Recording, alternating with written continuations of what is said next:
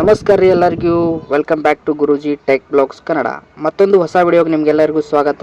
ಇವತ್ತು ನಾವು ಬಂದೀವಿ ನೋಡ್ರಿ ಹಳೆಯ ಒಂದು ಶಿಲಾಶಾಸನ ಮತ್ತು ಒಂದಷ್ಟು ಮೂರ್ತಿಗಳ ಇರುವಂಥ ಸ್ಥಳಕ್ಕೆ. ಇಲ್ಲಿ ನೋಡ್ಬೋದು ಹಳೆಯ ಒಂದು ಗುಡಿ ಕೂಡ ಐತಿ. ಈ ಲಿಪಿಯ ಒಂದು ಶಿಲಾಶಾಸನದ ಲಿಪಿಯ ಮತ್ತು ಭಾಷೆಯನ್ನು ನೋಡಬೇಕಾದ್ರೆ ಹಳೆಗನ್ನಡ ಅಥವಾ ಪೂರ್ವದ ಹಳೆಗನ್ನಡದ ಲಿಪಿ ಒಳಗೆ ಐತಿ. ಇದು ಇಂದಿನ ಕನ್ನಡ ಮತ್ತು ತೆಲುಗು ಲಿಪಿ ಒಳಗೆ ಮೂಲವಾಗೈತಿ ಅಂತ ಹೇಳ್ಬೋದು. ಅಕ್ಷರಗಳನ್ನು ಸವೆದು ಹೋಗೋದ್ರಿಂದ ನಿಖರವಾಗಿ ನಮ್ಗೆ ಓದಾಕ ಇದನ್ನ ತಜ್ಞರ ಸಹಾಯ ಬೇಕಾಕೈತಿ ಅಂತ ಹೇಳ್ಬೋದು. ಲಿಂಗ ಮತ್ತು ಇಲ್ಲಿ ಕಳಶನ ನೋಡ್ಬೇಕಾದ್ರೆ ಶಿವಲಿಂಗ ಅಥವಾ ಕಳಶದ ಆಕೃತಿ ಇಲ್ಲಿ ಕಾಣಿಸುವಂಥದ್ದು. ಈ ಅಕ್ಷರಗಳ ಸ್ಥೂಲ ವಿಶ್ಲೇಷಣೆಯನ್ನ ನೋಡ್ಬೇಕಂತಂದ್ರೆ ಚಿತ್ರದಲ್ಲಿ ಕೆಲವು ಪದಗಳ ಗಮನಿಸಿದರೆ ಇಲ್ಲಿ ಭೂದಾನ ಅಥವಾ ಯಾವುದೋ ಒಂದು ಧರ್ಮ ಕಾರ್ಯ ಬಗ್ಗೆ ಇರುವಂತಹ ಮಾಹಿತಿ ಐತಿ. ಮಂಗಳಂ ಅಂತ ಹೇಳಿದ್ರು ಒಂದು ಅಕ್ಷರ ಐತಿ ಆರಂಭದಲ್ಲಿ, ಕೊನೆಯಲ್ಲಿ ಶುಭವಾಗಲಿ ಎಂಬ ಅರ್ಥವನ್ನ ಬಳಕೆಯಾಗಿರುತ್ತದೆ. ಶ್ರೀ ವೀರ ಪ್ರತಾಪ, ಸಾಮಾನ್ಯವಾಗಿ ವಿಜಯನಗರದ ರಾಜರ ಕಾಲದಲ್ಲಿ ಈ ಬಿರುದನ್ನ ಬಳಸಲಾಗುತ್ತಿತ್ತು ಅನ್ನುವಂಥ ಒಂದು ಉಲ್ಲೇಖ ಐತಿ. ಆಮೇಲೆ ಸಲುವ, ಕೆಲವು ಅಕ್ಷರಗಳ ಸಲುವ ವಂಶದ ಉಲ್ಲೇಖದಂತೆ ಕಾಣಿಸುವಂಥದ್ದು. ಆಮೇಲೆ ಗೆದ್ದ ಅಥವಾ ನೆಲ, ಕೆಳಭಾಗದಲ್ಲಿ ಅಕ್ಷರ ದಾನ ನೀಡಿರುವ ಜಮೀನು ಅಥವಾ ಗಡಿಯ ಬಗ್ಗೆ ವಿವರಣೆಯನ್ನ ನೀಡುತ್ತಿರುತ್ತದೆ ಅಂತ ಹೇಳಿ ತೋರ್ತೈತಿ ನೋಡ್ರಿ ಇದ್ರೊಳಗೆ. ಅದೇ ರೀತಿ ಇದ್ರೊಳಗೆ ಇನ್ನೊಂದು ಏನಪ್ಪಾ ಅಂತಂದ್ರೆ ಶಾಸನದ ಮೇಲೆ ಚಿಹ್ನೆಯ ಮೇಲ್ಭಾಗದಲ್ಲಿ ಸೂರ್ಯ ಮತ್ತು ಚಂದ್ರ ನಿಮಗೆ ಕಾಣಿಸ್ಬೋದು.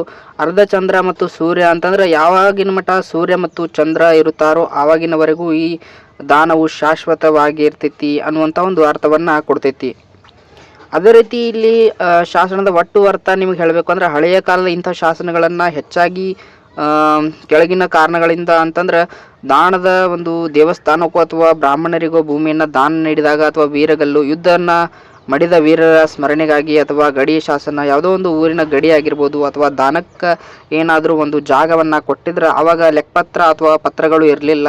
ಈ ಥರ ಒಂದು ಕೆತ್ತನೆಗಳು ಮಾಡಿ ಇಡ್ತಿದ್ರು. ಆ ಸೂರ್ಯ ಮತ್ತು ಚಂದ್ರ ಏನು ಮ್ಯಾಲೆ ಇರ್ತಲ್ಲ ಹೆಡ್ಡಿಂಗ್ ಅಲ್ಲಿ ನಿಮ್ಗೆ ಕಾಣಿಸ್ಬೋದು. ಅದರೊಳಗೆ ಏನಪ್ಪಾ ಅಂತಂದ್ರೆ ಯಾವಾಗಿನ ಮಟ್ಟ ಸೂರ್ಯ ಮತ್ತು ಚಂದ್ರರು ಇರುತ್ತಾರೋ ಆವಾಗಿನವರೆಗೂ ಈ ದಾನ ಕೊಟ್ಟಂತ ಜಾಗ ಅಥವಾ ಏನೋ ಒಂದು ಗಡಿ ಇರ್ಬೋದು ಅದು ಶಾಶ್ವತ ಅಂಥೇಳಿ ತೋರ್ತೈತಿ ಅಂಥೇಳಿ ನಮಗಿಲ್ಲಿ ಕಾಣಿಸಿದಂಥ ಉಲ್ಲೇಖಗಳು. ಇಲ್ಲಿ ನೋಡಿದ್ರೆ ಅಲ್ಲಿಯ ಮೂರ್ತಿಗಳು ಸ್ವಲ್ಪ ಮುಕ್ಕಾಗಿರುವಂಥದ್ದು. ಅದೇ ರೀತಿಯ ಇಲ್ಲಿ ಒಂದು ಇಸ್ಲಾಮಿಕ್ ಒಂದು ಮಸೀದಿ ಕೂಡ ಇಲ್ಲಿ ನಿಮಗೆ ನಾವೇನು ತೋರಿಸತ್ತೀವಲ್ಲ ಅದರ ಪಕ್ಕದಲ್ಲೇ ಇರುವಂಥದ್ದು ಇದು. ಇದು ಏನಪ್ಪಾ ಅಂದ್ರೆ ಹಿಂದೂ ಮತ್ತು ಇಸ್ಲಾಮಿಕ್ ಒಂದು ರೀತಿಯಲ್ಲಿ ಇರುವಂಥದ್ದು. ಫಸ್ಟ್ ಇಲ್ಲಿ ಏನಪ್ಪಾ ಅಂತಂದ್ರೆ ಅವಾಗಿನ ಕಾಲದಲ್ಲಿ ಯಾರ್ಯಾರು ಇಲ್ಲಿ ಆಳ್ವಿಕೆಯನ್ನು ಮಾಡಿದಾರ ಅವರ ಒಂದು ಗುರುತುಗಳನ್ನು ಇಲ್ಲಿ ಬಿಟ್ಟಿರ್ತಕ್ಕಂಥದ್ದು ಅಂತ ಹೇಳ್ಬೋದು. ಇಲ್ಲಿ ನೋಡ್ರಿ ಯುದ್ಧಕ್ಕಾಗಿ ಮಾಡಿದಂಥ ಜಾಗ. ಇಲ್ಲೇನು ಗನ್ಗಳನ್ನು ಇಟ್ಕೊಂಡು ಅಲ್ಲಿ ಶತ್ರುಗಳನ್ನು ಬರೋದನ್ನು ನೋಡಿ ಅಲ್ಲಿಂದ ಬಚ್ಚಿಟ್ಕೊಂಡು ಶೂಟ್ ಮಾಡೋಕೆ ಇರುವಂಥ ಇದೊಂದು ಜಾಗ ಅಂತ ಹೇಳ್ಬೋದು. ಅಲ್ಲಿ ಕಾಣ್ತೈತಿ, ನೋಡ್ಬೋದು ನೀವು. ಈ ಒಂದು ಅದ್ಭುತ ಶಿಲೆಯ ಮತ್ತು ಒಂದು ಕೆತ್ತನೆಯ ಬಗ್ಗೆ ನಿಮಗೇನಾದರೂ ಹೆಚ್ಚಿನ ಮಾಹಿತಿಯನ್ನು ಇದ್ರೆ ದಯವಿಟ್ಟು ಕಮೆಂಟನ್ನು ಮಾಡಿರಿ. ಮತ್ತು ಇದರೊಳಗಿನ ಒಂದಷ್ಟು ಶಬ್ದಗಳು ಅಳಕೆ ಹೋಗೋದ್ರಿಂದ ಇದ್ರೊಳಗೆ ಆ್ಯಕ್ಚುಲಿ ಏನೈತೆ ಅನ್ನೋದು ನಮ್ಗೆ ಗೊತ್ತಾಗ್ತಿಲ್ಲ. ಆದರೂ ನಮ್ಗೆ ಎಷ್ಟು ತಿಳಿದೈತೆ ಅಷ್ಟು ನಿಮ್ಗೆ ಮುಟ್ಟಿಸ್ಲಿಕ್ಕೆ ಪ್ರಯತ್ನವನ್ನು ಮಾಡಿರ್ತೀವಿ. ಮತ್ತು ಇಂಥ ರೀತಿಯ ಒಂದು ಹಳೆಯ ಕಾಲದ ನಾವು ಇತಿಹಾಸದ ಸ್ಥಳಗಳಿಗೆ ನಾವೇನು ಮಾಡ್ತೀವಿ, ಭೇಟಿ ಕೊಡ್ತಿರ್ತೀವಿ ಅವಾಗ. ಹಿಂದಿನ ಕಾಲದೆಲ್ಲ ವಿಡಿಯೋಗಳನ್ನು ನಾವು ನಮ್ಮ ಹಿಂದಿನ ಪೇಜ್ ಒಳಗೆ ಹಾಕಿದ್ದೀವಿ ಸಾಕಷ್ಟು. ಅದನ್ನು ಹೋಗಿ ನೋಡ್ಕೊಡ್ರಿ. ಮತ್ತು ಯಾರು ನಮ್ಮ ಚಾನಲ್ಗೆ ಹೊಸದಾಗಿ ಬಂದಿರಿ ಸೊ ದಯವಿಟ್ಟು ನಮ್ಮ ಚಾನಲ್ನ ಸಬ್ಸ್ಕ್ರೈಬನ್ನು ಮಾಡ್ಕೊಡ್ರಿ. ಮತ್ತು ನಮ್ಮ ಗುರೂಜಿ ಟೆಕ್ ಕನ್ನಡ ಚಾನಲ್ಗೆ ಸಪೋರ್ಟನ್ನು ಮಾಡಿರಿ ಅಂತ ಹೇಳ್ತೀನಿ.